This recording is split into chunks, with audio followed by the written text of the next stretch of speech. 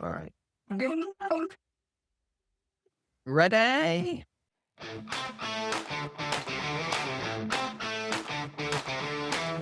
Hello and welcome to the PriceWriters podcast with Catherine Townsend and me, Jeremy Keating. Join us as we explore and discuss the world of insurance related books, offering our insights and our recommendations. This week, we're talking about Murky Water, Challenging an Unstable System by Luca Calfatti, Julia Fromm et al. Yeah, so it's also by Colin Haslam, Sugdev Jokal, and Carell Williams and Julie Froud. This book is actually part of a series called the Manchester Capitalism series. And Julie Froud and Carell Williams have edited the entire series, including this book. So that's why there's so many people involved. So this is a book about the water system, which I must admit, I find fascinating. But why did you choose it for an insurance podcast? Well, one, because I was just interested in this book. I wanted to read this book anyway. And as I started reading it, I realized that there were so many similarities between the water system and insurance. Both are public goods that are served by private companies. Both of them have a big legacy aspect to them. So for water, we've got Victorian pipes generally. And insurance has been going on Lombard Street and Gracechurch Street in London since the 1400s. So there's a big legacy aspect to this. And both industries went through a big change in the 1980s. There is an external regulator for both. But on top of that, there's also government and societal pressure to do certain things, to act in certain ways. Both water and insurance are essential for modern life, I would say. Obviously, water is slightly more essential in terms of like living. But I think insurance is important for living in terms of being able to buy a house or drive a car or set up a certain business. And because of all these similarities in both industries, we seem to regularly circle back around this idea of fairness and can we make this product cheaper for groups of people who we deem vulnerable? And we seem to define that differently every time we circle back to this conversation. So they were the similarities I started to notice. And I guess the final thing, which is slightly more practical in a sense, which is flooding, particularly pluvial floods, which is the rainfall-based flooding, is a huge problem for both insurance companies and water companies for very different reasons. But both have a vested interest in preventing it. So there was a lot there that as I have been reading this book, I was thinking, wow, actually there is more read across than I was expecting. Okay, I see the similarities, but isn't the issue with the water companies more about their very old infrastructure, often actually from Victorian times, and that they tend to be natural monopolies? Whereas insurance companies are, for the most part, a competitive market. And we are largely quite quick to embrace new technology. I actually had this way of gauging in my mind whether I think a new technology is particularly going to transform society or not. So I've worked in insurance for a very long time. This is going to be quite surprising to some people out there. I remember when we first got email, we used to be able to send messages about, but it was by other systems, but we got email in Outlook. So the CEO could literally send everyone a message. That was embraced so fast. Like it was like electricity. Honestly, we went from not having it to using it constantly, immediately. So for me, when people come out with a new technology, I don't want to get too into it because I know this is very divisive, but with ChatGPT, the uptake for me was not equal to email. And so if I put it on a scale of 1 to 10, it's below email for me in the usefulness of the technology. So this is how I gauge technologies. And isn't it that kind of the water companies, it's not really about that, is it? It's that they are, to be brief, kind of financially mismanaged. And that's not really a bit of problem in insurance. Yeah. So I'd frame it that both require a lot of investment. So water companies do have old pipes and they continually need to replace them. Most of the pipes, the book says, have a life of about 80 years. Sewage pipes have a lifetime of 130 years. So kind of we're just coming to the end of the Victorian pipes being suitable. Yeah, I know, that's great. So they do need to continually replace them. And that is very expensive. And the whole point of the water company is that they have all these assets. And so it is very asset intensive. But I think in insurance, we're not asset intensive, but we are capital intensive. Okay. Mm, So even though we do have competition, we don't get a lot of small competition and lots of startups that really challenge. We're not particularly an industry where new entrants can have that big of a change or can get a big foothold in the industry quite as mm. quickly because it's so capital intensive. Write in my book about just how incredibly hard it is to actually start up in insurance, but how it is relatively easy if you can convince someone you can use that huge amount of capital to start a product. So, yeah, so it's an interesting balance. Whereas you clearly in water, you can't, it's very hard to be a new entrant, isn't it? Yeah, absolutely. And in terms of management, I think the conversation around both water companies and some insurance lines, I'm going to kind of point the finger at flooding and natural catastrophes, is that actually it's not being managed particularly well in that it's not reducing the risk overall. And maybe both the water companies and some particular insurance lines, definitely not all of them, but some particular ones actually should be government run. With flood re-ending in 2039, that's coming up surprisingly quickly. And that's another thing that the two industries have in common. We both work on really big timelines. Like water companies have to have a plan up to 2050. I know even for my village that they've already said that their plan now is that they will create a plan between 2040 and 2045, and then they will execute the said plan in 2045 to 2050. So, That's very yes, minister, isn't it? yeah. We're Um, planning on producing the plan after we've set up the new planning department. yeah, so they're planning on producing a plan in almost 20 years' time. I could literally have a child. That child could grow up to be an adult. That And be adult, involved in writing the plan. yes, take a job in the water company and write the plan. And still, it would be on time. So we both work Literally on grow them yourself. with flood re-ending in 2039, something will have to happen. And then it kind of has to happen pretty soon. The decisions at least have to happen soon. But we do just have similar conversations in what should be run by the government, what should be run by private companies. They're both kind of similar in that regard, at least. And obviously with water, not having it is not just oh, that's unfair, not cricket. But lack of insurance isn't just financially that's unfair either.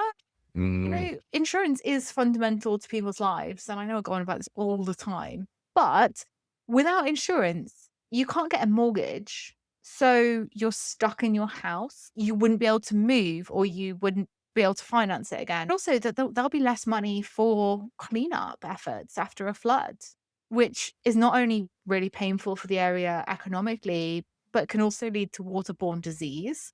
And if you can't buy car insurance, your choice of job can be really severely limited. A lot of jobs you need a car. There are a lot of areas that you're really going to be trapped in your house if you don't have a car. And so it's just really interesting navigating this absolute essential product, both as someone who works within an insurer and as a customer ourselves. And I think the water industry has the same thing. Because realistically, without government intervention, do you think that there are any ways that insurers could support communities facing rising climate driven water risks without withdrawing or just repricing so it's out of reach? I think it's quite hard with insurance for the government to intervene because I think even very, very well meaning governments have crowded insurance industries that are working perfectly well out of markets. So I can think of California and Florida being problem areas which have largely been created by regulation. But I'm not talking about regulation here. I'm talking about without the government intervening in terms of being a partner in owning some of this risk.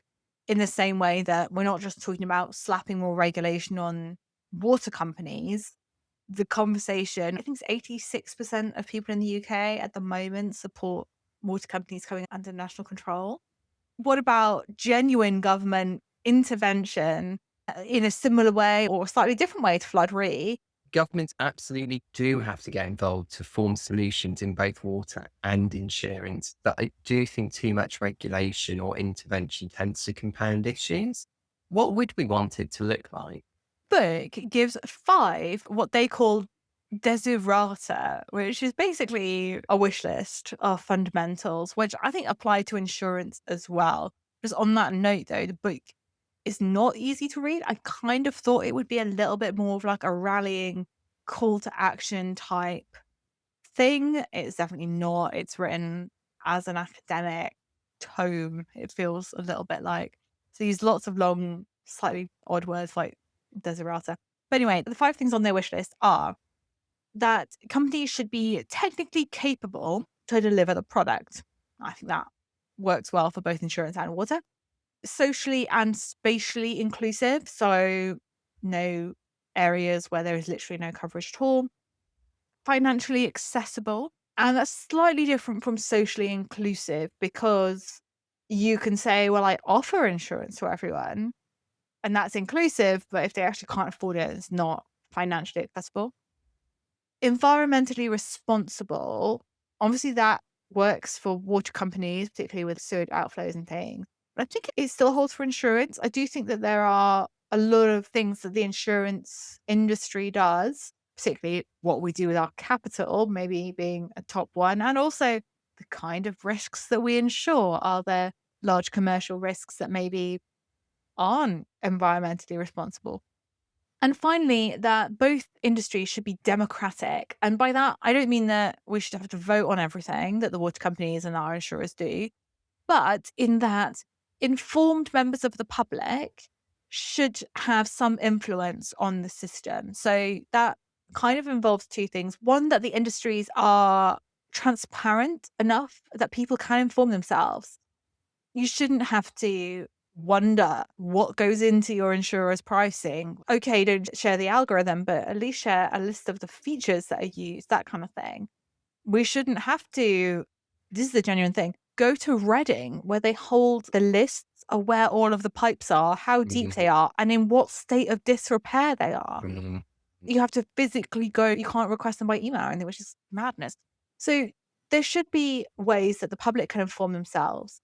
And if they are sufficiently informed, should be able to have some influence on the system, whether that is through pressure groups or industry groups, or at least be able to talk about it in an open way. When we talk about being financially accessible, in insurance, I think this is slightly different because we still have to ensure that there's some level of risk sharing because otherwise we're not going to incentivize the right behaviors. And I think that actually very similar to water, who obviously want to incentivize people to use less water. So I think it kind of holds on both. We want to create the right kind of behavior. And I think as pricing teams, we have a lot of levers available to us to do that. But have you personally ever felt that? Have you ever made a pricing change and felt like or seen evidence that, actually, yes, this will tangibly reduce risk for society? I have, and I would say that nearly all of the changes we make that improve the accuracy of the risk premium part of the models of the prices we charge, actually, it's the end prices that matter, is beneficial for society. However, it's often a bit political hot potato. So, if I take the example, if somebody's motor insurance premium is £1,000, which is quite expensive for most people, most of that money represents the cost of compensating other human beings because of that person's driving, should they cause an injury or death on the road. So if somebody's premium is £100, their impact on other human beings through injury and death from driving is quite low.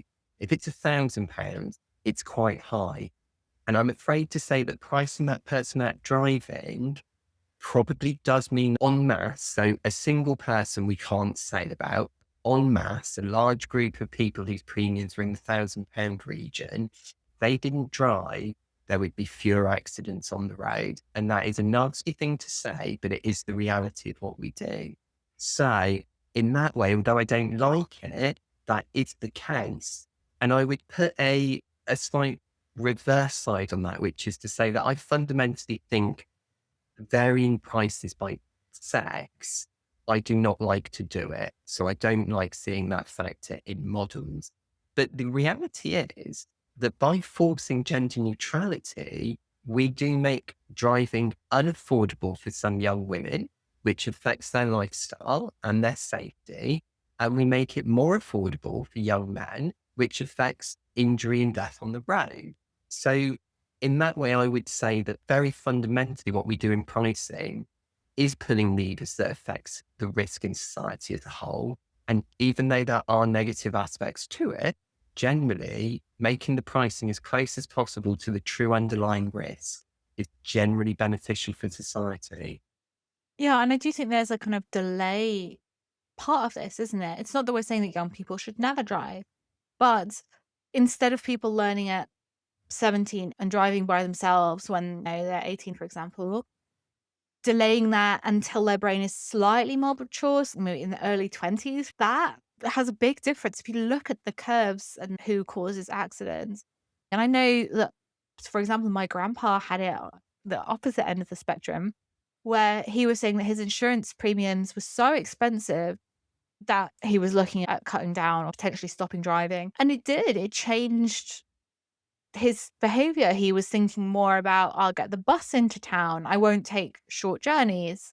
It's not about confining people to their house forever, but if there are public transport options, it gave him the idea as well that actually the money that he was saving on his car insurance and running a car and all the rest of it, he actually could use it for taxis and it costs about the same. Actually, that's probably a better thing overall. I mean, I've also had similar things, when there have been specific segments which the risk on them have just been really gut-wrenching, and you just think, how on earth do we allow this type of car, for example, on the roads, given the way it's made, or the poor visibility in some cars, particularly very tall cars, like boxy type cars, I think being that's a able. really good point where the cost of the insurance has affected people's choice of car. That is a net benefit for society. And I obviously do not want to make people unable to drive because I appreciate it's very important to them. But we do have to recognize that, particularly car insurance premiums, it's not just a number that we make up. We are measuring the impact on society often of that person driving and asking them to pay for it. So I think that's a very important thing we have to be aware of. Yeah, my sister didn't buy a house because the flood insurance on it was super high. And I think that's a good thing. I mean, obviously, with a house, someone else would have just bought it. But I do think that they're the kind of things that it does make customers think, wait, how much is this really costing me if the insurance is that much? And the more people that make decisions with that in mind, the more that the people who make cars and who build properties are going to start thinking of that too. Now, this book proposes pricing based on household affluence instead of water usage. I know. I just see the book Okay. taking a it's a big challenge. And look, there are a lot of problems that I see with that. So not least, how frequently the income can change for households, particularly people who aren't salaried and do hours or whatever. How this disadvantages families that have adult children living at home. Household affluence is difficult because you need to calculate some level of affluence per water company area. So the book just suggests using overall national deciles, but that's not going to work because otherwise Thames Water is going to be raking it in, while all Yeah. the other areas are going to be on their knees. So there's that. But I think operationally, how will the water company get this information? They're talking about joining up with a government system, but the government system will only have last year's income. It won't have this full year's income. And is it monthly? Is it year? Like what? There's so many questions about this, honestly. But the main thing that I worry about with this is about people's attitude to water. If the cost of water is disengaged. I mean, the link between cost of water and how much we use, there's no obvious link there. I'd just say, actually, oddly enough, my parents were both anti the poll tax, but they were also anti the introduction of water meters. So back, I think it was in the 90s, the water meters were introduced. Before that, you paid a kind of flat charge. And I think some people still do, actually. Not everyone is water metered. I remember them being thoroughly against the idea of how much water we used being connected to how much they pay. And I always find that really strange. It would be like, what if everyone just was charged a flat amount no matter how much fuel they use, or no matter how much electricity they use, or gas? These are always very strange solutions to problems to me. We should charge people a flat amount and disconnect how much they use to how much they pay. That just seems like a recipe for wastage to me, like huge amounts of wastage. I'm going to shock you now that we're not water metered.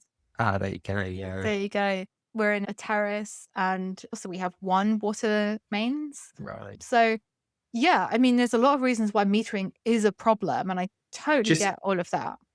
out of interest, you have a lovely, lush green lawn. They've got a Right, hot right. tub though. There you go. I don't know whether people who aren't charged per unit are using more. I think most people wouldn't go out of their way necessarily to, but I'm definitely not going to worry about putting a sprinkler on. Even things like using reusable nappies. So you're doing a wash pretty much every day when the baby's tiny, tiny. You're not going to think twice about that if you're not metered. That's kind of like moral hazard, I guess, isn't it? But you wouldn't have this issue with flood insurance because you can't make your house flood in a pluvial way. So, yeah, do you think that there are insurance perils that could be charged in a different way? Perhaps using just a few rating factors that are actually not customer dependent, but area dependent. And I'm thinking, for example, in the book, and I thought this was fascinating, they say that Milton Keynes is not going to flood. And the reason Milton Keynes won't flood is because it actually has two sewer systems. It has one for actual sewage from toilets and things, and another system that collects the rainfall from road drains and that kind of thing. So it actually means that sewage pipe never fills up with rainwater, even in the case of a lot of rainfall, a lot of storms. And the runoff from roads and things can be released fairly safely into rivers and doesn't require any pump action. So actually, Milton Keynes, best place for surface flooding. Who knew? But for example, we could use that and maybe some other things to maybe rate flooding or natural catastrophe perils in a way that's not customer dependent. What do you think? I do generally feel that in insurance, the private market produces the best results. Is that okay to say? Yeah. I'm just putting it out there. I found that chapter really challenging. And like I said, I didn't agree with everything in the chapter. For example, one of the things is that they are suggesting that by 2030, the top decile based on income should be paying £4,600 a year for their water. Okay. What? It's Yeah, huge. And okay. the way they're saying That's this is, what if the lowest three deciles didn't have to pay anything at all? And, we're all going to have to pay more for the asset investment in the waste companies by 2030. So that's kind of where they're getting some from. the problem for me here. We are getting a bit political on this one. The problem for me here is that I totally support a taxation system that is based on people's ability to pay. But if I was to go to the supermarket now, how would we feel if the supermarket charged my prices based on my income? And we're like, no, no, you earn over this. So your bananas cost. So that water bill would be about 4 times my current water bill. So I'd go to the supermarket and probably a bunch of bananas would cost about £8, say.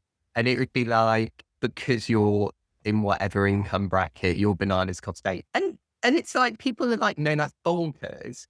But then they're okay with it when it comes to the water system. And I'm not. I just think it's the same thing, just in a different place. It's Yeah. like, if we want a society that's got fairness when it comes to like take home income levels, I can support some adjustments there. I think that's fair.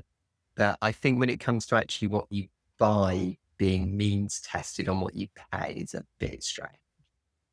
It certainly is challenging to think about basically an entirely new paradigm, not charging based on usage, but charging on something totally different. And I would say that actually, apparently in the Republic of Ireland and Northern Ireland, they don't charge for water usage. They just charge it enough tax. So it is out there, and it should be a challenge to people in pricing as well. What are the assumptions that we think this has to be how it's done? As you mentioned, prices are going to have to rise for water because the book is really clear that climate change is going to dramatically change the landscape for water provision in the UK, as it will for insurance. And in the UK, we have now surpassed 1.5 degrees of warming, which is, Wow. I know, it felt Wow. like it was only yesterday that we were talking about we should really stop that, and now we've missed it. But do you think that that has really sunk in for insurers yet? Are you seeing people doing things differently, or is the insurance industry generally doing anything differently to allow for the new volatility and extreme events that are not just coming, but are already here? I would say that we are on the whole well aware of the issue and that we are raising prices and having to deal with more extreme weather events. But ultimately, we do not have the lever to do very much about fixing the problem. So I know that people look at insurance companies and see these big, huge companies that have a lot of money and are going to be picking up the cost for a lot of these issues, but they don't really have the leaders on power to actually do something about these issues. Do you see insurers doing anything in their pricing to allow for the additional frequency or extremity or volatility of these events? I think prices are going steadily up because of these issues, definitely. And I think that will continue to happen. And it will lead to unaffordability and uninsurable properties.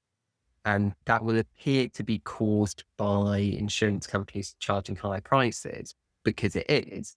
But the underlying issue is that the world changed and the risk got different, and that house is now in a location where it's uninsurable. It's like we were saying right at the start. So, insurance is a societal good because it makes it possible for people to buy a house and share with other people the risk of a fire, a storm, a flood, and so on. But if someone's got a house where the probability of a flood is just so extremely high that it's not really fair for the rest of society to pay for that house, that is not a good place to be. But the cause of that is not the insurance, which is there to actually provide the protection. The cause of that is, frankly, a failure in government policy over decades to deal with one of the largest manifest problems that face our species that we have known about since I was a boy. Since before I was born, we have known about this problem. There has been summits, plans have been put forward. People have done work towards this, and repeatedly governments have failed. And worse still, governments have tried to do things like say, if only people would do more recycling. And it's a good thing, but it's not going to solve the problem. It requires concerted effort at government levels. And it's very frustrating because the cost now in the future, the UK's government's produced reports that say the cost of this in the future is way more than the cost of dealing with it now. And we just want to kick the problem down the road and put it on future generations, which actually is not even future generations, it's going to be us. So we're going to be dealing with this problem in our lifetimes because of failure of governments in the past couple of decades. Wow, that was True. so box. Yeah. And as true for the water companies as insurers. Yeah. All right. We will end that there. Thank you for joining us. And we look forward to seeing you next time.